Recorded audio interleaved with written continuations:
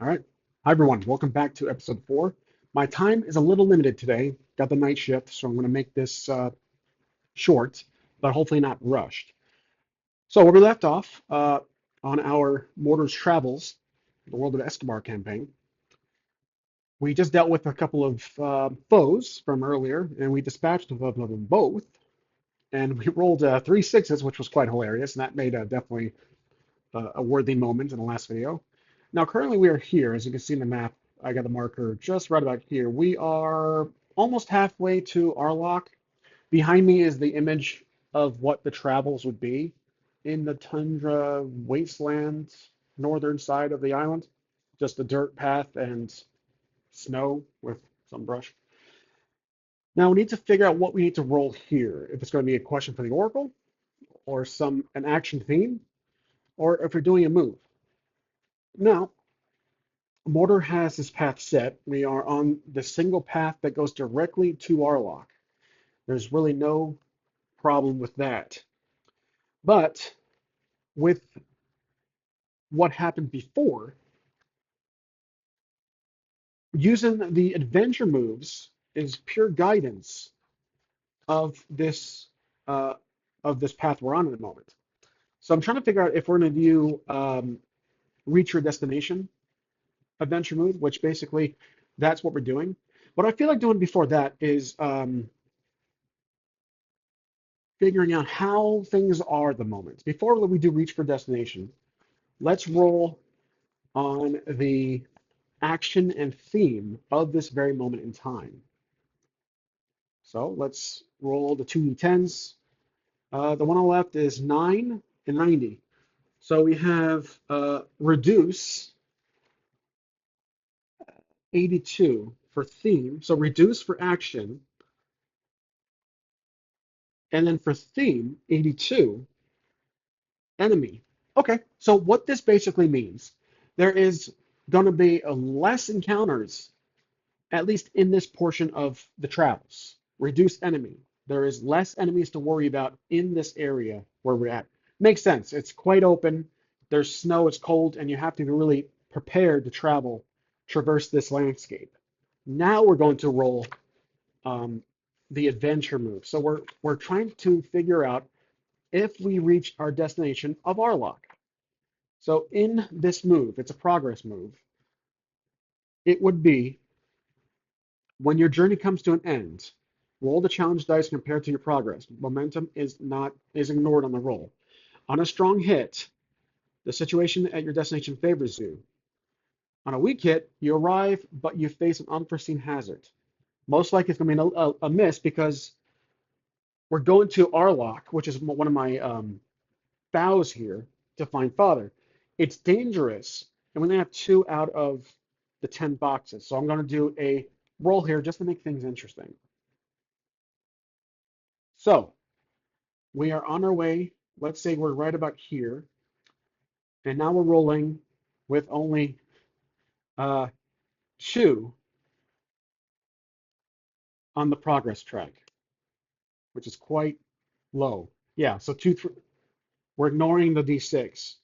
We're only looking at the 2D10s.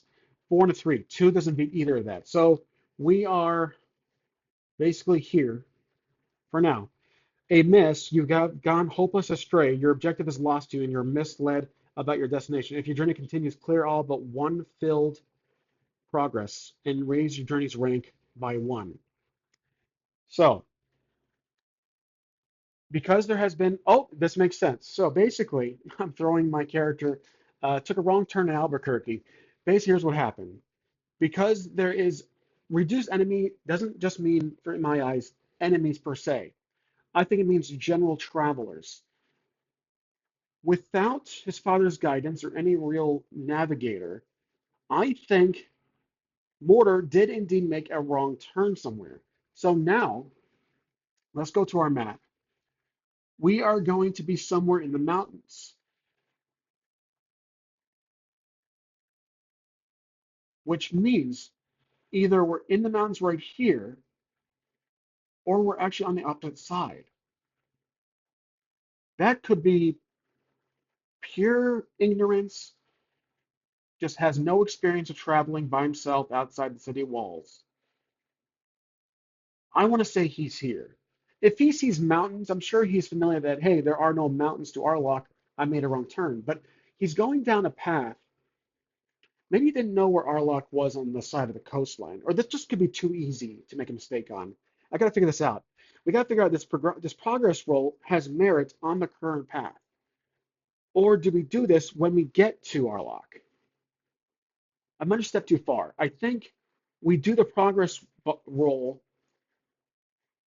when, not when the vow is done, but when we get to a waypoint, perhaps. That's how I'm deciphering this. When your journey comes to an end, roll the challenge die compared to your progress. Well, hmm. It maybe isn't worth doing a progress roll just yet because we literally just started it. We dealt with some foes and we're going to Arlok. I think I'm going to step that back. I think we're right here for now. Right about there. Maybe you're three-fourths of the way. We can use the prior Oracle roll to dictate how things went in the first third of the travels. Now we're at the second third mark. The second mark out of three. I'm going to ignore the reach your destination because we haven't got there yet. Again, it's kind of hard to say if we did that right or wrong. It's really up to interpretation, but I'm going to ignore it. All right. We're now at this point. Let's roll once again on action and theme, noticing that there has been a decrease in travelers. This could mean several things. So let's roll once again on the oracle, on the action. So 6 is swear, theme, 90, swear quest. Yeah, swear quest. He's doubting himself. Well, he's not doubting himself. He's worried. As he's traveling the lands on this path, he's seeing that there is a very low amount of fellow travelers, which makes sense. It's cold, maybe it's the winter, and there's not much travel between these two locations, these two settlements, commonly. Let's ask the Oracle if if Morter has traveled to Arlok before. I'm thinking 25% chance. Even though he's on his, he's upper 20s in age. He's not he's a young adult-ish, but the conditions of the lands really can restrict people's travels or their want to travel. They really work within their own vines. So 25% chance he's traveled out. He hasn't. Okay. So he has not. It's not a strong no. It's just a no. He hasn't traveled to Arlok before. He just knows of its general direction. Maybe the person he spoke to back at the base of operations for the Frost Hands. They told him, hey, yeah, Arlok is southwest from here. Just follow the coastline. So he is. So I don't think he's dumb enough to get sidetracked and go into the mountains. Be like, oh, this isn't Arlok. Where am I? Like, I think he's pretty smart to realize. He's smart to know that Arlok is way southwest from here, following the coastline.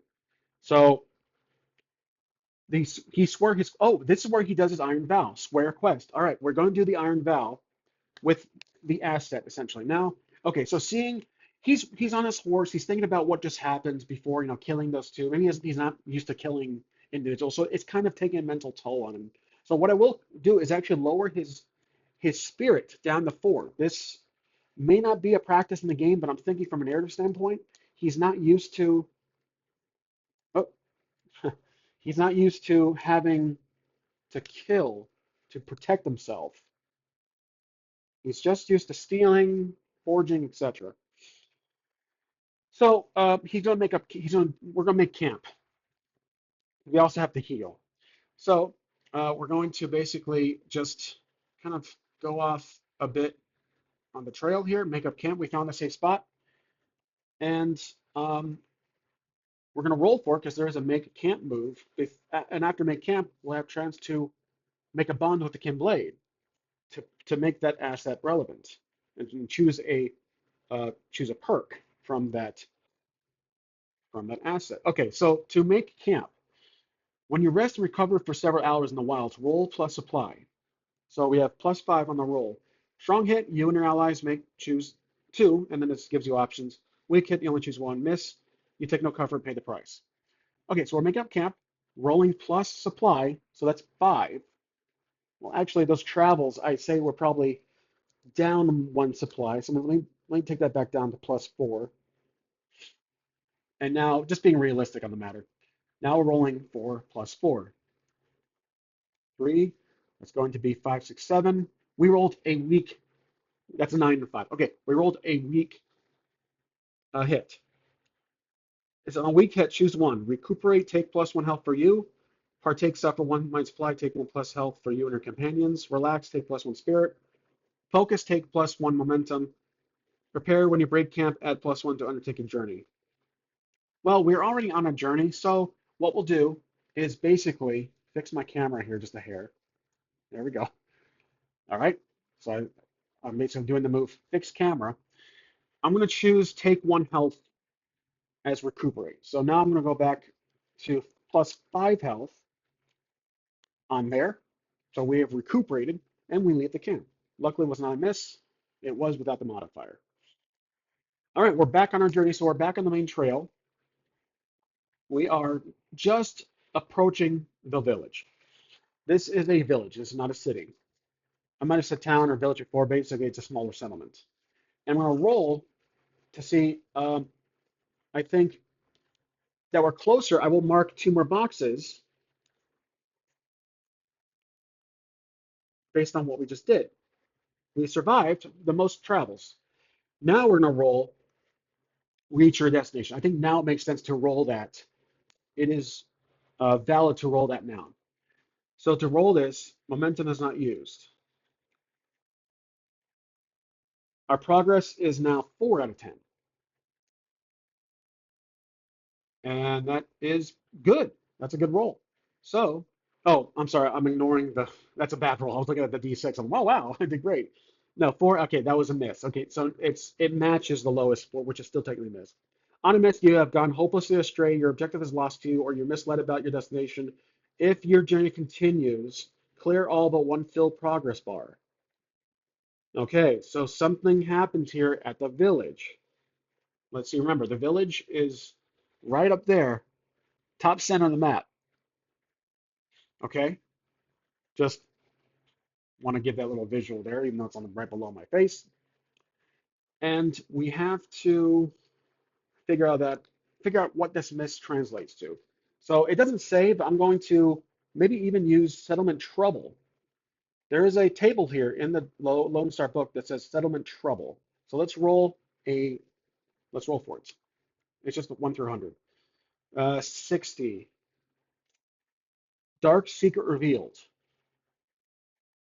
Oh, dark secret revealed. Okay, a dark secret's been revealed.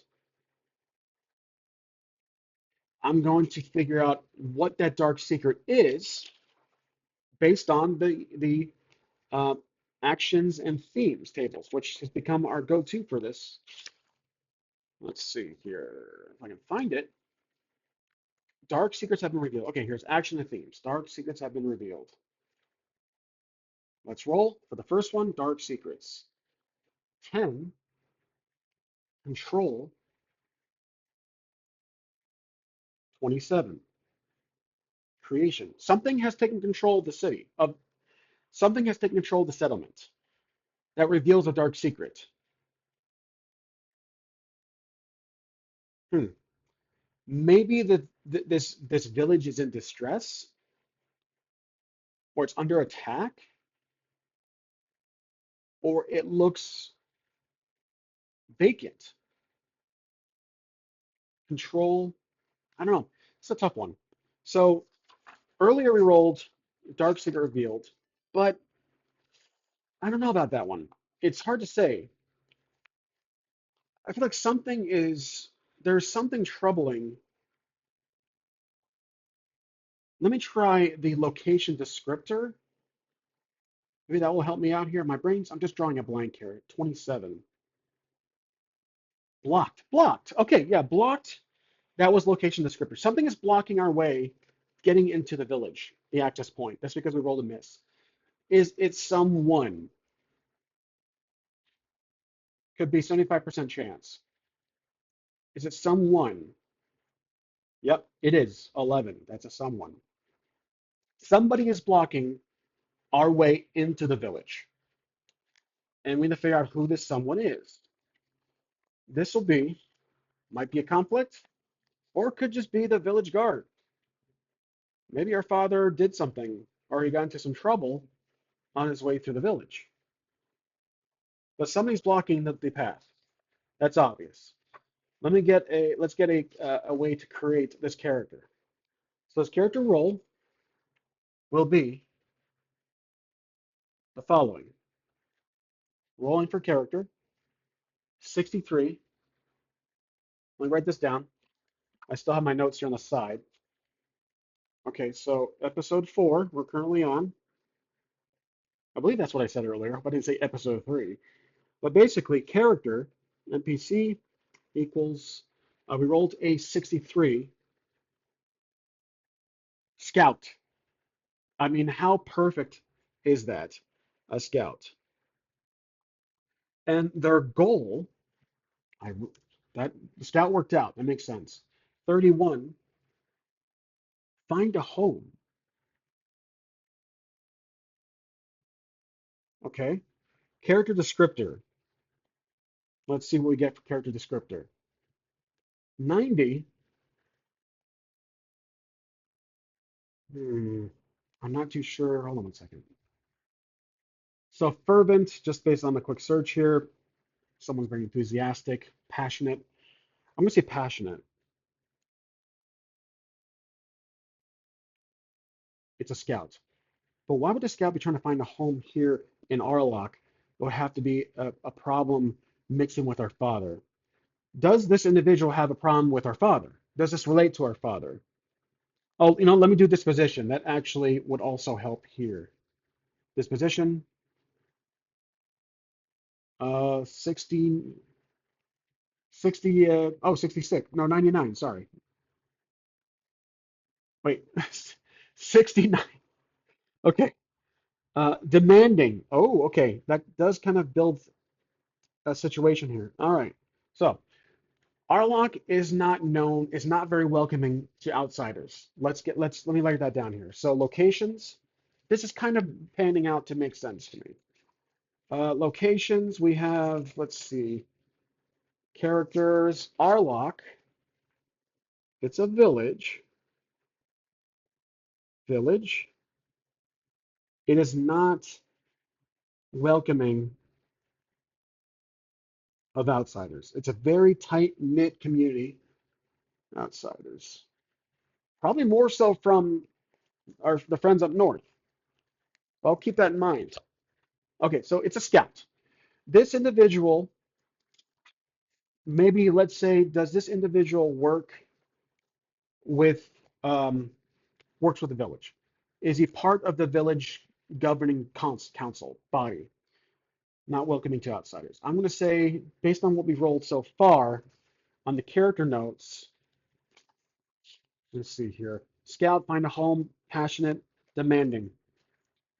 Maybe find a home. Maybe he or she thinks that's what we're doing. We're coming here on a horse with goods, with a bag, travel bag, to find a home. Maybe that's his bias. Maybe that's his prejudice to us. He's demanding why we are here. We cannot set up camp here. We can't cross. Question is 90% chance, does he work with the village? Is he part of the governing village or is he a local? I'm gonna say that's probably yes. 86, yes. Okay. That's a very, very, very weak yes, but it's still a yes. So he's with the village. Let's just say he's with the village. Maybe um, he's not a person on the council related to anyone who's of a government official of the village, but I think he's probably just a local who sees us coming and he's like, nope, you're not coming in here. And Does this individual have any relation to our father? Is there any connection here whatsoever? I'm gonna say because our father was traveling here, maybe 75% chance. That's a no. It's not. He's just not generally welcoming to anybody. Maybe he lives on the outskirts of this village and he just there's been too many problems with travelers. That's his initial bias. So we need to do a roll, a move that has to do with the relationships. This is basically an attempt to persuade to let us through because we're looking for someone. That's what we're telling this individual that we're looking for someone. I don't think we need a name just yet. This character just popped up. I don't think we need a name just yet. We had the name generator on the Ironlander list. That's very helpful for male and female characters. But right now, he's just an obstacle, and that's all really he could be. So we need to compel him. We're trying to persuade him, saying, "Hey, we just traveled from the north, despite the fact we're both in the north. We just traveled from Corwood seeking someone. We're here to find someone. We believe he might have crossed through Arlock." And I think Morter is trying to emphasize that he doesn't know if his father is actually here in the village. He might think he's just he might just crossed through here. Maybe here's what I'm thinking. I believe there's probably a path that goes between Arlock through the mountains to Dorman, a shortcut instead of going all the way around the Pantheon Hills. I think that makes more sense. So let's move the marker to Arlock. We're officially in there at the moment. That's where our Google streetcar is. And we're trying to compel. We're not threatening. We're not trying to swindle or lie. We are actually trying to roll with heart. And we share a bond with our father. So I'm going to add that to bond. I almost forgot about that. That'll be another tick. So that's +1. That has to do with our father and heart, which is 2. So there's +3 on this roll. +3 on this roll. 3, 4, 5. Oh, oh! It is a major hit, a great hit with matches. And again, looking back at here, matches with a great hit, strong hit. Match represents a twist in the narrative, something an interesting or new opportunity. Well, guess what the opportunities? This guy we're talking to saw our father pass by. This was a great roll. And I think this can mark another 2 progress boxes for this specific vow. So on a strong hit, it says take plus one momentum. So I'm going to do that and gather information. That's one of the moves we can do now. Okay. So it says here on a strong hit, they'll do what you want or share what they know. Take +1 momentum. If you use this in exchange to gather information, make that move now and add +1. Well, we can gather information. Okay, we passed that. Let's use the +1 here. I believe that's what I can do. It says in exchange, this exchange to get, if you use this to exchange, let's just do that. Okay, I'm going to carry over a +1. So this villager, for some reason, knows our father, even though earlier he didn't know him. Shoot, I wrote myself into a corner. I think earlier he has no correlation with our father. There's no relation to our father with this individual. So how do I go off this? Okay, so I have to erase the thought that this has to do with our father, that he just gives us information. Oh yeah, I know your father, great guy. We were talking, we had some drinks. That's not going to happen. So what I need to do is uh, ask the Oracle what, why he is allowing us in. What did we say? What compelled him? We are seeking our father from Corwood. Maybe he thinks we're with one of the families. We're not just seeking a home per se. We're looking for someone.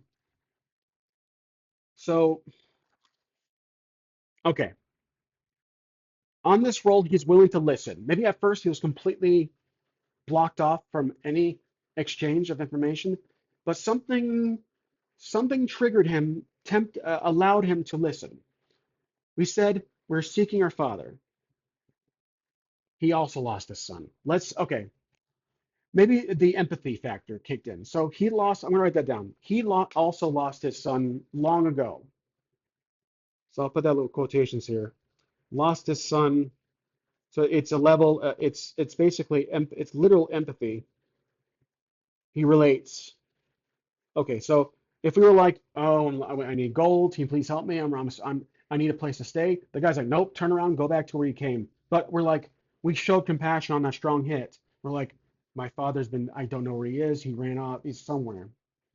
That's what, maybe this man just lost his son in the past. And so let's see what he does. I'm going to roll on the, let's see, maybe there's yeah, let's do actions and descriptor. Actions and theme. 88. Release. Theme. Wow, 99. Strategy. Release strategy. Okay. He's willing to release some strategy and helping us. Release strategy. What would he do to release strategy? Divulge some information to us. Okay, he's willing to divulge information. That is the answer from the oracle. What we're going to do now is gather information. We know he does not know our father personally or any relation, but maybe he saw him pass by. Okay, we're gathering information. When you search an area, ask questions, conduct an investigation, follow a track, roll plus wits, or ask questions of person when you share a bond. We share a bond plus one. So we're rolling wits. It's four total. Here we go. We're asking him. Maybe you've seen someone earlier on horseback with someone else. That's all he's detailing. Maybe detailing what he probably wore. Let's see. Plus four, so it's 5, 6, 7. That's a strong hit. Okay. So on a strong hit, you discover something helpful and specific. The path you must follow or action must take to make progress is made clear. Envision what you learn, ask the oracle, and take +2 momentum. Okay, I'm going to +2 momentum, like so. There we go. +2 momentum. And ask the oracle if I'm sure. We could do, well, okay. So he whispers to us. He kind of leans in and he says, look, Arlok is not exactly helpful, is not too friendly, keen on travelers, especially from Corwood. Our settlements have a long history of beef and bouts. But he says, because you're looking for your father, something I lost my son some time ago.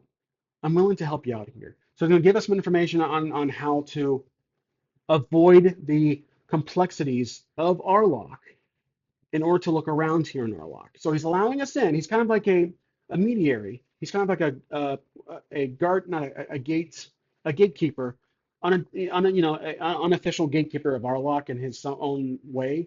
But he's allowing us in because he sees we were able to compel him enough to ask for help. So he tells us the following: that avoid, maybe change clothes, like don't look like you're an outsider, and uh, try to avoid garnering suspicion, getting suspicion on you. So, which makes sense. So he says, if you really are looking, act like one of us. Maybe he gives us some details on how to look like you're an Orlokian, and trying to figure out what he says. Our village is on the edge right now. We're having some conflict with internal conflict. There is something happening internally.